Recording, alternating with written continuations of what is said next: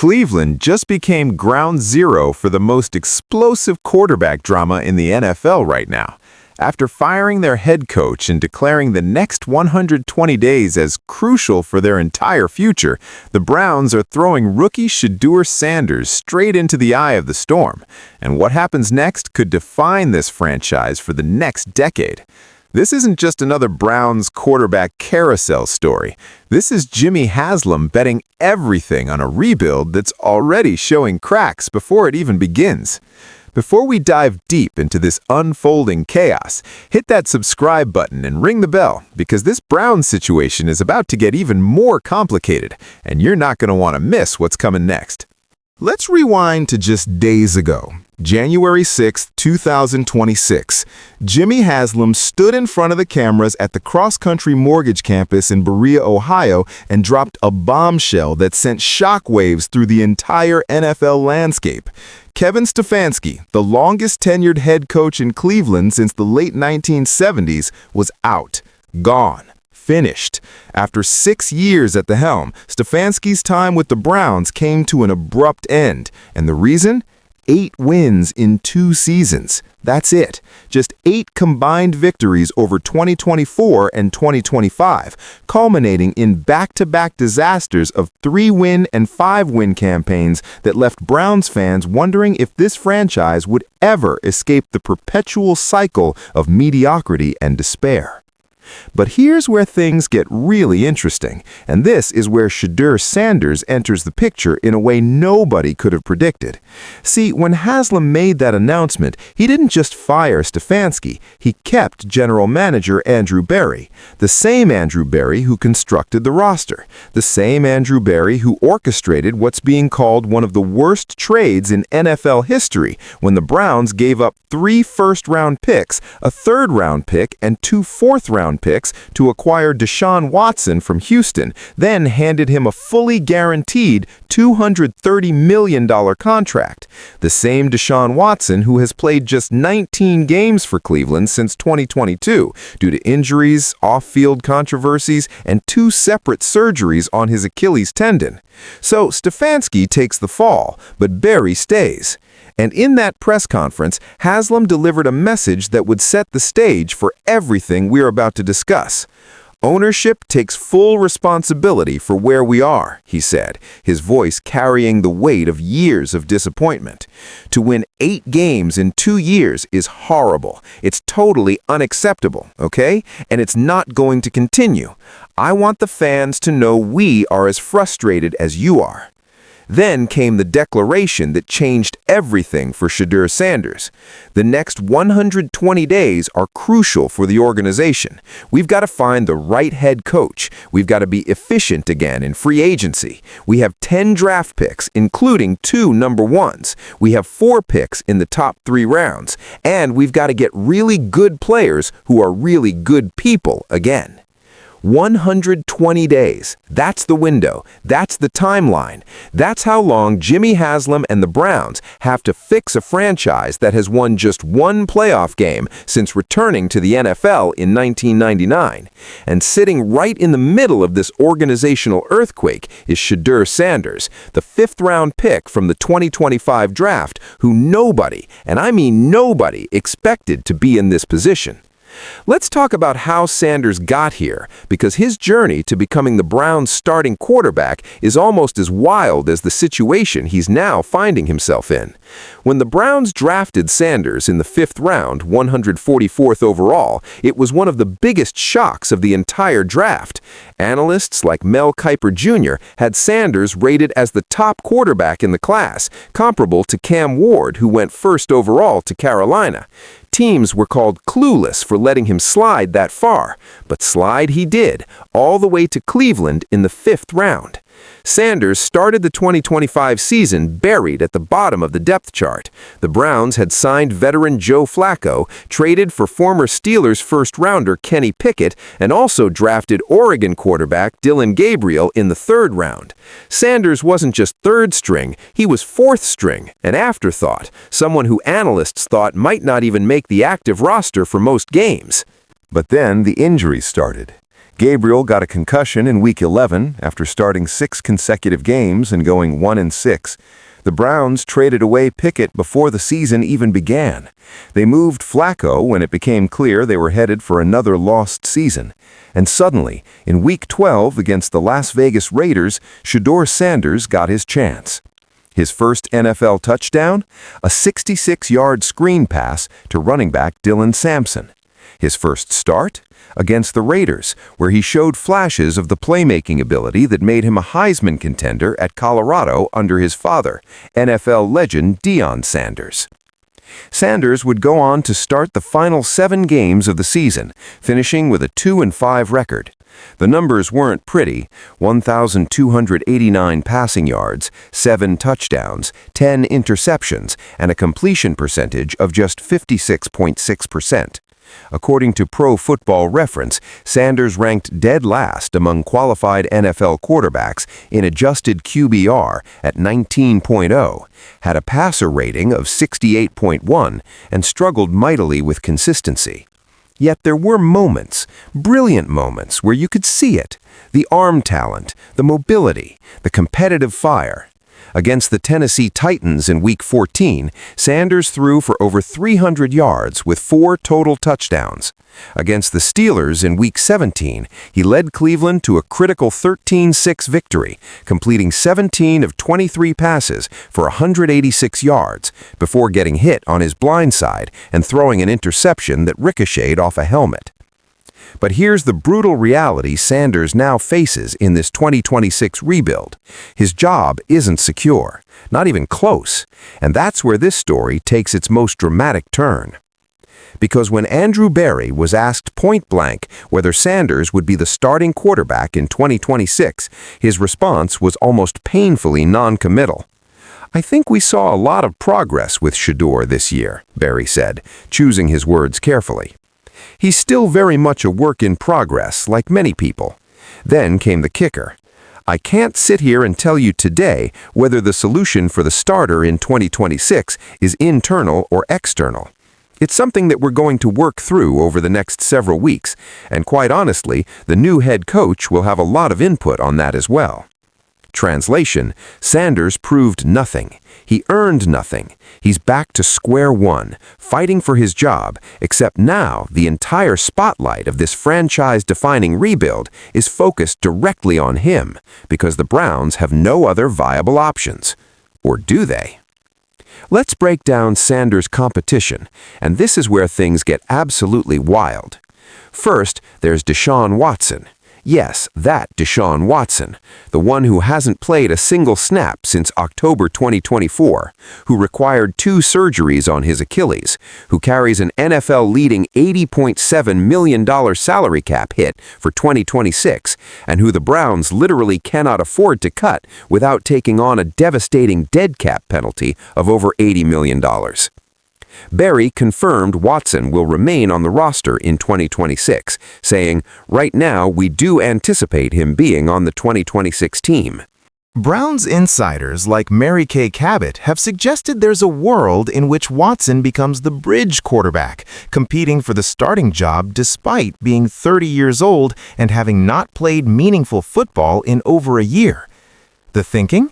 The Browns are stuck with his contract anyway, so why not see if he can provide even temporary stability while they groom a younger quarterback? But here's the nightmare scenario for Sanders. If Watson is healthy and looks even halfway competent in training camp, the Browns might actually start him over Sanders just to justify the massive investment they've already made. Then there's the 2026 NFL Draft, and this is where Jimmy Haslam's rebuild plan intersects directly with Sanders' future. The Browns currently hold the 6th overall pick in the draft, and the quarterback class features 2 consensus top prospects: Indiana's Fernando Mendoza, who's being compared to the next franchise quarterback worthy of the #1 overall selection, and Oregon's Dante, another elite talent who could go in the top 5. Alabama's Ty Simpson is considered the third best quarterback prospect, and there's also buzz around Ole Miss quarterback Trinidad Chambliss, who showed out in the college football playoffs before his eligibility waiver was denied by the NCAA. The problem for Sanders? The Browns picking at number 6 likely puts them out of range for Mendoza and more unless they trade up, and that's exactly what some analysts think they'll do. One mock draft by A to Z Sports described Cleveland as being in complete desperation mode and willing to pay just about any price not to be stuck in quarterback purgatory again or have to have Deshaun Watson play another snap in a Browns uniform. The mock had the Browns trading up with the Giants, giving up their treasure trove of picks, including that second first-rounder they got from Jacksonville at pick 27, to leapfrog the Jets and grab one of the top 2 quarterbacks. If that happens, Sanders is done. Finished. His tenure as a potential starting quarterback in Cleveland would be over before it truly began. Even if the Browns don't trade up and stick at pick 6, they could still take Ty Simpson or wait until their second first-round pick to grab someone like Trinidad Chambliss or Carson Beck from Miami. Multiple Browns insiders have floated the idea that Cleveland could draft another quarterback, their third in as many years, because Sanders and Gabriel simply haven't shown enough to instill confidence. But wait, there's more competition for Sanders to worry about. The Browns could also sign a veteran free agent to compete with Sanders. Names being thrown around include Mac Jones, the former Patriots first-rounder who impressed as a backup with the 49ers in 2025, Sam Darnold, who revitalized his career with Minnesota, and even Baker Mayfield, the former Browns' first overall pick who's thriving in Tampa Bay. Any of these veterans could be brought in as a bridge option, which would push Sanders right back to the bench, or worse, off the roster entirely. Now let's talk about the coaching situation, because this is where Sanders' fate gets even more complicated. The Browns are currently interviewing candidates to replace Kevin Stefanski, and the biggest name on their wish list is John Harbaugh. Yes, John Harbaugh, the former Baltimore Ravens head coach who tormented the Browns for nearly 2 decades, compiling a record of 28-8 against Cleveland during his 18 seasons in Baltimore. Harbaugh reportedly has legitimate interest in the Browns' job, despite the uncertain quarterback situation and the looming offensive rebuild. Here's the twist. If the Browns hire Harbaugh, he will have complete and total control over the quarterback decision. Mary Kay Cabot made this crystal clear. If you hire a John Harbaugh, he is certainly going to have every bit of say in who his quarterback is going to be. He's not just going to have input, he's going to make that decision 100%. And according to reports, Harbaugh has a high regard for New York Giants quarterback Jackson Dart, another potential option the Browns could pursue through trade or free agency if Harbaugh decides he doesn't want Sanders or Watson. So let's recap what Sanders is up against. He has Deshaun Watson, who the Browns can't get rid of, and who former NFL GM Terry Carthen says is not just going to come into camp and lie down and allow these rookies to beat him out. He has the specter of the Browns trading up in the draft to get Fernando Mendoza or Dante Moore. He has the possibility of Cleveland drafting another quarterback at 6 or with their second first-rounder. He has potential veteran free agent competition from Mac Jones, Sam Darnold, or others. And he has a new head coach coming in, possibly John Harbaugh, who will make the final call on who starts and could bring his own preferred quarterback into the mix. Sanders himself seems to understand the precarious position he's in. When asked if he did enough to show he could be the franchise quarterback, he responded, "I can't think about what other people's opinion or what they view me as. I know the teams that we go against. I know they definitely respect me in the passing game, for sure, but I can't be accountable for somebody else's decisions." That's the response of a player who knows his future is completely out of his hands. Yet, despite all of this uncertainty, there are people in Sanders' corner. Mel Kiper Jr., who had Sanders as his top-rated quarterback before the draft, has doubled down on his evaluation, saying, "I don't know what else the kid needs to do. Everything about Shedeur Sanders screams he's the quarterback." Kiper compared the criticism Sanders is facing to what Josh Allen dealt with in his early years, suggesting that Sanders deserves more time to develop behind what was arguably the worst offensive line in football. Sanders was pressured on 44.1% of his dropbacks, second worst in the entire NFL, and had an average time to throw of 3.22 seconds because the protection was so abysmal. Some Browns insiders believe the organization is trending toward making Sanders the starter for 2026, at least to begin the season. The logic? He's already on the roster, he knows the system, whatever system the new head coach will install, and he showed enough flashes to warrant another shot. Plus, the Browns would be taking a massive risk by either starting a recovering Deshaun Watson who hasn't played in over a year, or throwing a brand new rookie into the fire behind that same terrible offensive line. But here's the cold, hard truth that makes this situation so volatile. The Cleveland Browns don't have the luxury of patience anymore. They're building a $2.4 billion domed stadium in Brook Park set to open in 2029. They just went through arguably the worst two-year stretch in franchise history. Their best player, defensive end Myles Garrett, who's on the verge of breaking the NFL single-season sack record, has publicly stated that he's not interested in being part of a rebuild or tanking. "I'm committed to winning," Garrett said, "and as long as the team, organization are doing so, and they're committed to that same thing, then I'm all on board. But if we're thinking anything other than winning, tanking or rebuilding, that's not me." The pressure on Jimmy Haslam has never been higher. His ownership record with the Browns stands at 70-123-1 since taking over in 2012. He's hired and fired 6 head coaches. He swung and missed spectacularly on the Deshaun Watson trade, and now he's declared that these next 120 days will define the franchise's future. Failure is not an option, not with a new stadium on the horizon, not with season ticket prices about to skyrocket, and not with a fan base that has endured more heartbreak and disappointment than any other in professional sports. So where does that leave Shedeur Sanders? It leaves him in the most pressure-packed, high-stakes audition in football. Every throw in training camp will be scrutinized. Every decision the new head coach makes will be analyzed. Every mock draft, every free agent signing, every whisper about the Browns' quarterback plans will directly impact his future. He's simultaneously the incumbent starter, the underdog fighting for his job, and the potential placeholder for whatever comes next. This isn't just about whether Sanders can complete more passes or throw fewer interceptions. This is about whether a 5th-round pick with 7 career starts can convince a desperate franchise owner, a new head coach, and an entire organization that he's the answer to a question the Browns have been asking since 1999. Who is our franchise quarterback? The stakes couldn't be higher, the spotlight couldn't be brighter, and the margin for error couldn't be slimmer. Jimmy Haslam's 120-day clock is ticking. The 2026 NFL Draft is approaching. Free agency is coming. And Shedeur Sanders is about to find out if he's the solution to Cleveland's decades-long quarterback nightmare, or just another name on the long, painful list of failed attempts.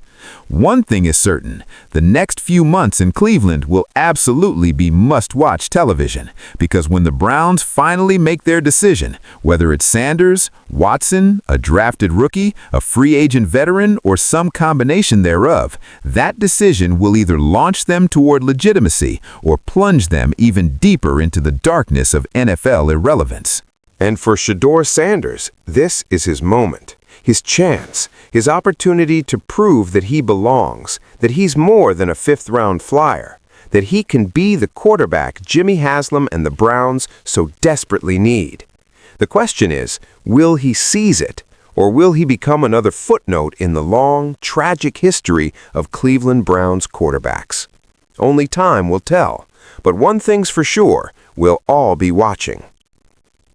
This story is based on current reports, insider information, and the ongoing developments surrounding the Cleveland Browns' 2026 offseason and quarterback situation. As with any developing sports story, circumstances can change rapidly, and the information presented here reflects what's known as of January 2026. The Browns' final decisions regarding their head coach, quarterback, and draft strategy will unfold over the coming months.